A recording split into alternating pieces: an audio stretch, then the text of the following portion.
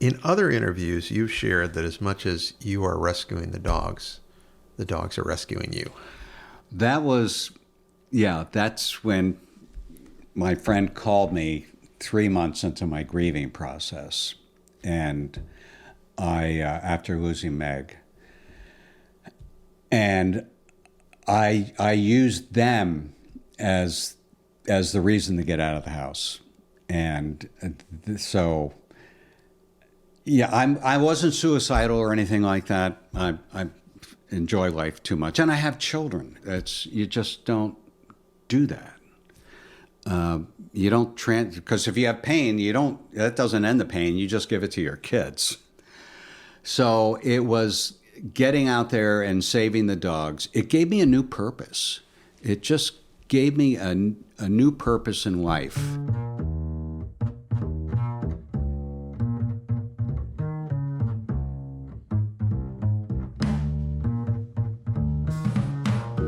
Welcome to Second Act Stories, a podcast that looks at people who've made major life and career changes and are pursuing more rewarding lives in a second act.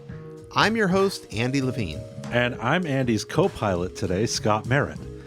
So Andy, on today's episode, you sat down with Dr. Peter Rork.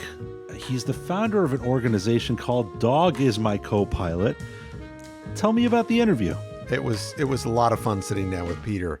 He is a highly successful orthopedic surgeon. He's living in Jackson, Wyoming. And at the age of 59, he unexpectedly lost his spouse, and his life was completely jolted. He left medicine. He refocused his life on one thing, animal rescue, which was very important to his wife, Meg.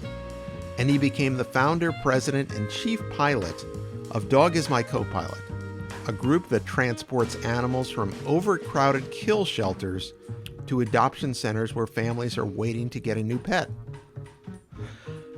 I just love a story that helps animals. I just love it. Is My CoPilot was actually featured on CBS Sunday Morning a couple of years ago. I remember seeing that story. And he was also featured in the Washington Post and on NBC Nightly News. So this is no small story. So honored to have Peter on today's podcast. Here's his second act story. I just want to start with the early years. Where did you grow up, family life, that sort of thing? I was born in Paterson, New Jersey. Lived there first couple years of my life, and then the family moved to Ridgewood, where I spent the rest of my formative years. Graduated from Ridgewood High School, went to my 50th reunion last night. I ended up at Rutgers. Okay. I suppose, in retrospect, it got me where I needed to go, although I didn't like staying in New Jersey. So I graduated in 3 years instead of 4, and then took a year off before I went to med school and got into the medical schools in New Jersey and a couple in Philadelphia, but I went all the way to Baltimore. Did you have an early interest in animals, and particularly dogs? We always had a pet dog. Always. Of course, at that time, you go by the pet store and there they are up in the window, and, things are very different now. But my father had a penchant for basset hounds. Oh, okay. So that's what we had. We always had bassets. Before we get into your professional career, you've been an amateur pilot for a long time. When did you start flying? I started flying in high school. You have to be 16 in order to solo an aircraft. And so I soloed on my 16th birthday. You have to be 17 to get a license to carry passengers. And so I got that on my 17th birthday. What was the allure of flying to you? I always loved flying. Even as a small child, I remember going to the Pease Library in Ridgewood, New Jersey, and checking out a book, How to Fly an Airplane, with little stick figures in there, and just renewing it. It was always a passion of mine. I want to switch gears to your professional career. You go to medical school, studied orthopedic surgery? Well, I graduated. My medical degree, of course, you have all the areas. And then in your 4th year, you decide, what do you want to do for a living? And the first time I went into the operating room and saw what they were doing, I looked at that. I said, I have to do that for a living. Now, we all grew up watching Marcus Welby, MD, and Medical Center. And so everyone wanted to be a family practice doctor. But that I can remember to this day, and remember the surgery that I saw. That completely changed my direction. Mm-hmm. And so I knew that I was going into orthopedics, which is about as far removed from internal medicine as you could be. After graduating from the University of Maryland Medical School, Peter headed west and did his internship and residency in New Mexico. Then he was offered a position in Sun Valley, Idaho, where he practiced for 5 years. But he finally ended up as an orthopedic surgeon in Jackson Hole, Wyoming, where he still lives today. How long did you practice in Jackson for? I was in Jackson from the spring of 1990 until the death of my late wife in 2012. 20 years. That's a lot of knee operations, isn't it? Plus the 5 years in Sun Valley prior to that. I paid my dues. You mentioned your wife, Meg, and she passed away in 2012, I gather very unexpectedly. Yeah, and it's interesting because it's still an upsetting point with me, even 10 years later. But I had been divorced, still was great friends with my former spouse. We knew that whatever issues that we may have had, we were always on the same page with our kids, and so that was really helpful. Stayed single for the longest time.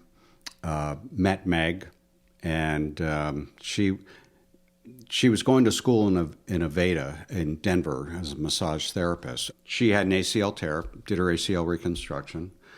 I think her boyfriend sent her in to try to test the waters, because I then did his ACL shortly thereafter. The boyfriend dropped out of the picture, and Peter and Meg started seeing each other.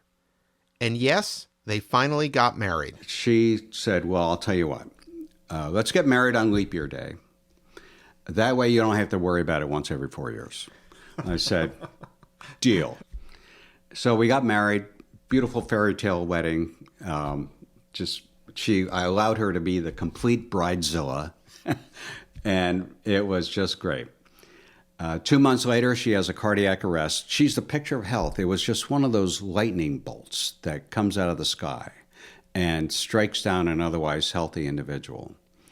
And 2 months later? Yeah.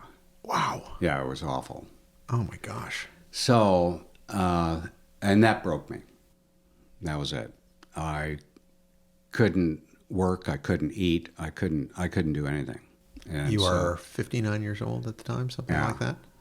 And for any of your listeners who have gone through grief, you get it. Because I would get up in the morning, I'd make a pot of coffee, pour myself a cup, sit down, look up, and the sun is setting. And you're going, what the hell just happened?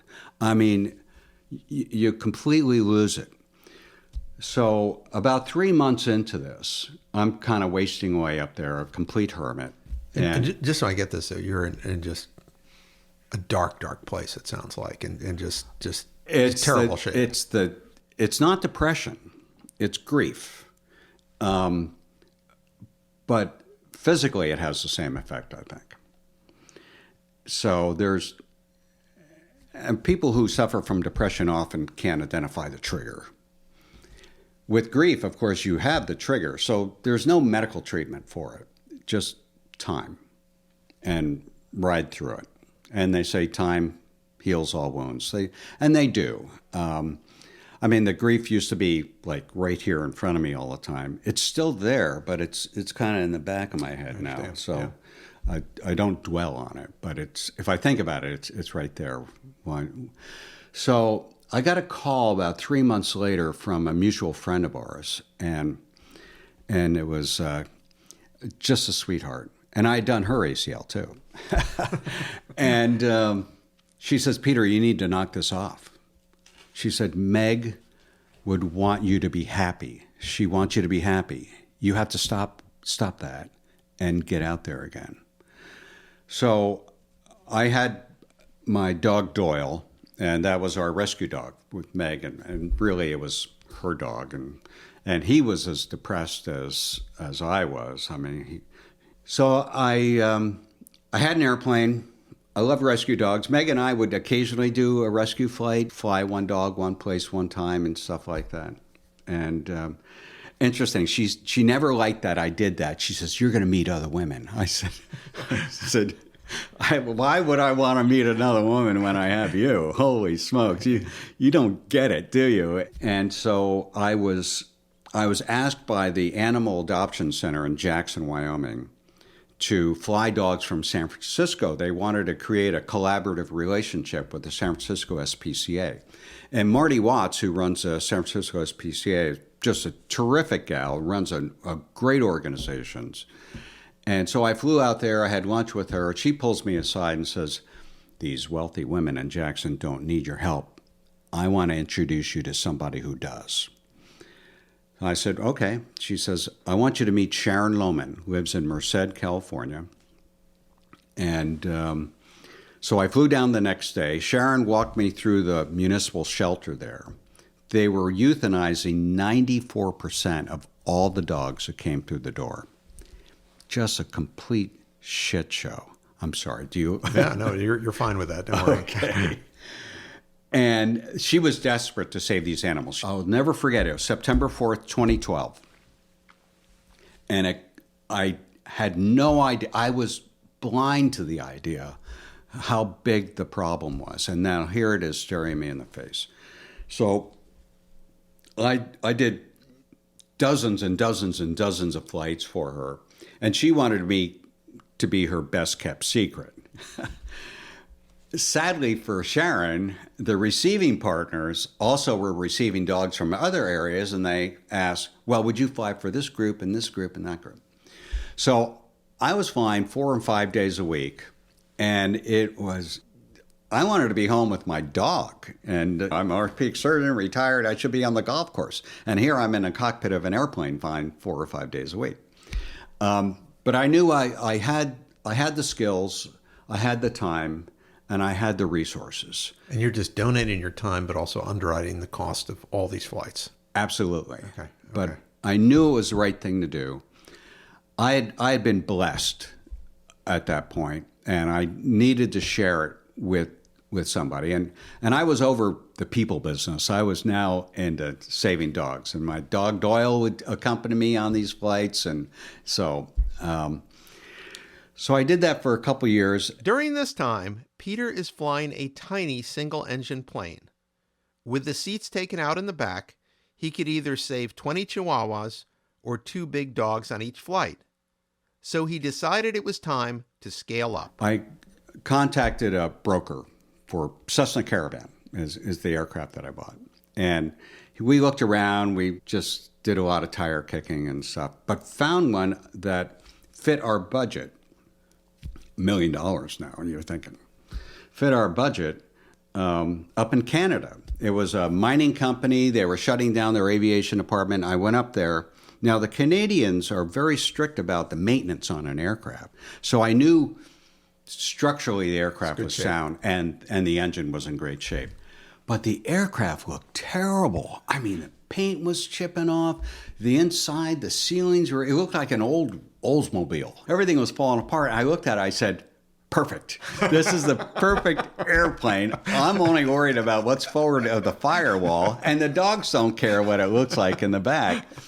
Now we had the problem, I needed $1 million, and we can't even pay our credit card bill at the end of every month. I'm reaching into my pocket to pay for the fuel. So I mortgaged my house. You mortgaged your house to buy this plane. Gave the money to the nonprofit. Oh my gosh. Without any plan on how to get it back. I just knew it was the right thing to do.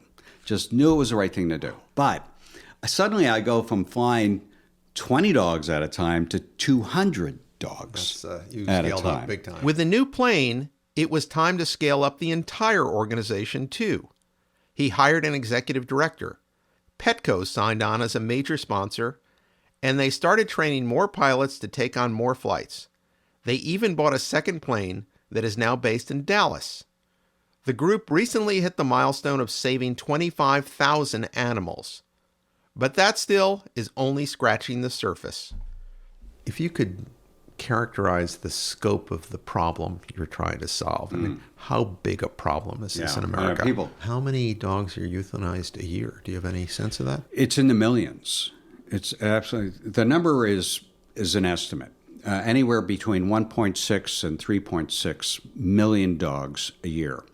And if it's 3.6, I mean, that's 10,000 a day that are being euthanized. Now, a lot of these municipal shelters, they're underfunded, they're dirty, they're smelly. The volunteers don't want to come in on the weekend and feed the dogs. So Friday is like a bloodbath. I mean, they line them up, clean out the shelter, and start fresh the following week. Because some of them can take in up to 200 animals a day in the larger cities, like in the Phoenix area. Animal control is just crazy. But I would rather have that and have the animals to have at least a potential bite at the apple for freedom than be hit by a car on the road. How are the dogs when you're flying? I mean, are they excited? They're quiet. They're quiet? Yeah. Okay. When we're loading, we will line them up on the tarmac outside according to destination. I can see what crate sizes there are. And then I can start playing Tetris in my head about how to fit them in. How to get them in there. They're all making noise. They're wondering, what's happening now? Are we going to have fun? Is somebody going to? And so they're all barking. We load them, they're barking. But as soon as I spin that turbine, quiet right down. Because this is a new sound for them. And they're probably thinking, is it going to hurt? They've had such a terrible life at that point. And they're probably really terrified. Get up to altitude, air's a little thinner, they go to sleep, and just like passengers on a commercial plane. If you're from sea level and the cabin altitude is 7,000 feet, you're going to get sleepy. And this aircraft is not pressurized. And and I'm breathing the same air they're breathing because they're right there. And usually it's a little yapper right behind my head because it's the little crate that I could stack up there. And the guy's talking to me like the whole. There's always one. Okay, Yeah. Gotcha. You made this really interesting transition from a normal job, in your case being a surgeon, to creating and building this nonprofit organization from scratch. For anyone who's ever dreamed of starting their nonprofit, what advice would you give to them? Better be dedicated. You better have a source of funding, and you better have a goal. I've always scaled up. I mean, that's kind of my personality. In orthopedics, I started a solo practice, ended up with 10 guys. We had our own surgical center, physical therapy, our own MRI, and it's all scaling up. I mean, and so dream big. I was always been a big dreamer, and it turned out to be way more successul than I thought. But I also found that I couldn't do it by myself, and so now we have 3 full-time employees, and we've got a dozen volunteer pilots. And we're still thinking about scaling up with a 3rd caravan. It costs a lot of money to get all this done. And you have to stay on top of that. These airplanes are mechanical pieces, and everything mechanical will ultimately fail. So we stay right on top of the maintenance, and we're very diligent about that. In other interviews, you've shared that as much as you are rescuing the dogs are rescuing you. That's when my friend called me 3 months into my grieving process, and after losing Meg, and I used them as the reason to get out of the house, and so I wasn't suicidal or anything like that. I enjoy life too much, and I have children. You just don't do that. You don't because if you have pain, that doesn't end the pain. You just give it to your kids. So it was getting out there and saving the dogs. It gave me a new purpose. It just gave me a new purpose in life, What do you think your wife Meg would think of what you've done with Dog Is My I CoPilot? think she'd be really proud. And I think that she'd be pleased that I didn't use it to meet women.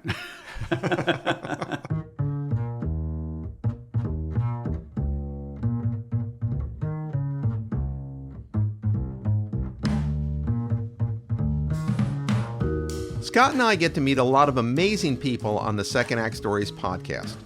And Dr. Peter Rork is at the top of my list. He is the classic example of being jolted into his second act by trauma. His wife died unexpectedly 2 months after their wedding. He quit his job as an orthopedic surgeon, and when he could barely function in his private life, he started flying dogs around the country in his private plane.